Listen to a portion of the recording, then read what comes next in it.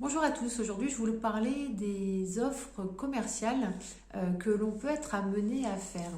Je vous invite surtout à avoir une réflexion sur le besoin de faire ces offres.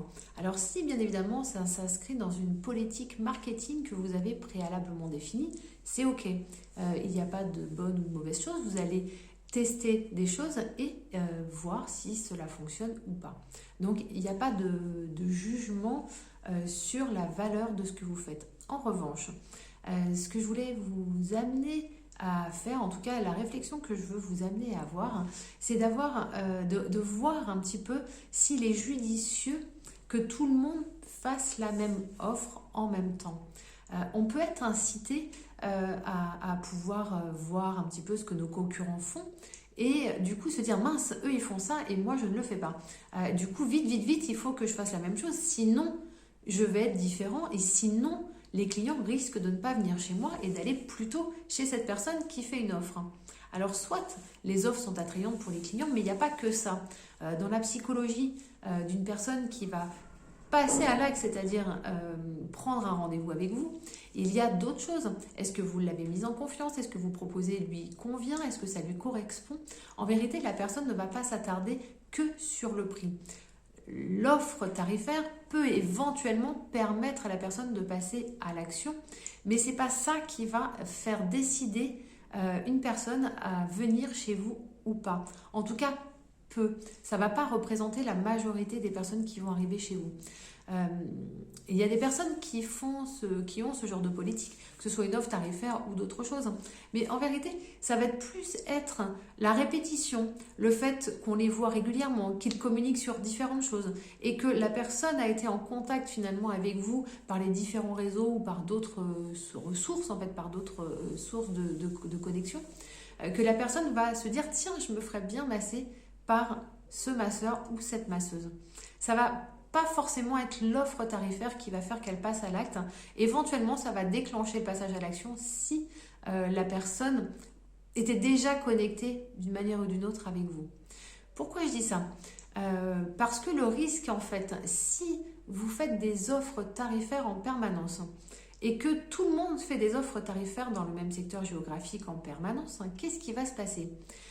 Finalement, les personnes qui ne vont venir que parce qu'elles sont intéressées par un tarif, elles vont se dire tiens, ce mois-ci, j'ai envie de faire quoi? Tiens, là, moi, je ferais bien un massage, je sais pas, je vais dire n'importe quoi, un massage californien, on va rester sur les bases.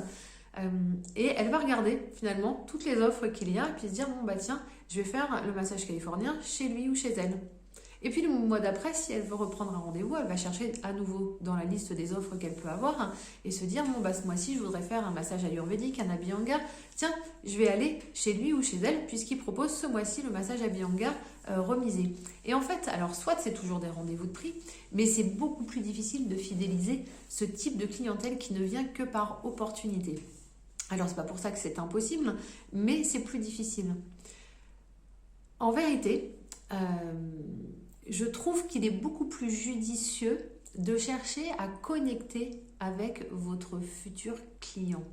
Je trouve qu'il est beaucoup plus intéressant de comprendre ses besoins, de comprendre ses envies, de comprendre ses problématiques, de connaître parfaitement le client ou la cliente à qui vous vous adressez.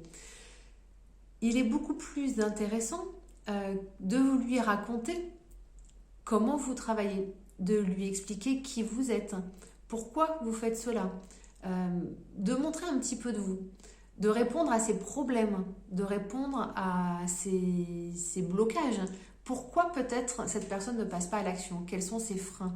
Et d'identifier cela et d'y répondre sera beaucoup plus porteur dans le temps que si tout le monde fait des offres commerciales. Le risque numéro un, d'ailleurs des offres à répétition, c'est qu'à un moment donné, ça installe une nouvelle tarification qui va être revue à la baisse. C'est pas forcément ce que vous souhaitez. Votre valeur, c'est le tarif que vous avez défini. L'offre doit venir soutenir votre action commerciale si besoin est. Vous n'avez pas forcément besoin de passer par ce biais-là. Ça doit être un choix éclairé de votre part. Ensuite, l'autre chose que ça va entraîner, c'est que, en tout cas, ça ne va pas vous permettre comment dire, de vous différencier des autres praticiens et praticiennes. Vous allez vous retrouver dans la même mouvance à proposer les mêmes choses. Et du coup, à nouveau, le client va se retrouver à ne pas savoir qui choisir. Éventuellement, il va y avoir la manière dont vous présentez les choses. Éventuellement, il va y avoir les couleurs que vous avez choisies qui peuvent faire une petite différence. Mais ça va aller finalement pas bien au-delà que cela. Donc, c'est assez mince. En revanche, si vous travaillez, donc ça, c'est vraiment mon conseil. Donc, comme je l'ai dit précédemment, vous travaillez vraiment sur la personne à qui vous adressez et vous essayez de répondre à cela et que vous vous mettez à lui parler et à communiquer avec lui.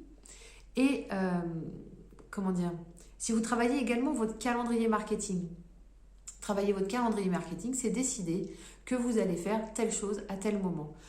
Par exemple, je décide, donc là on est en janvier, je décide que la prochaine offre que je fais, c'est la Saint-Valentin. La Saint-Valentin, vous allez décider à un moment donné de à quel moment je communique sur la Saint-Valentin, à quel rythme, qu'est-ce que je vais proposer comme offre, pourquoi. Et passer plus de temps à expliquer pourquoi vous proposez cela.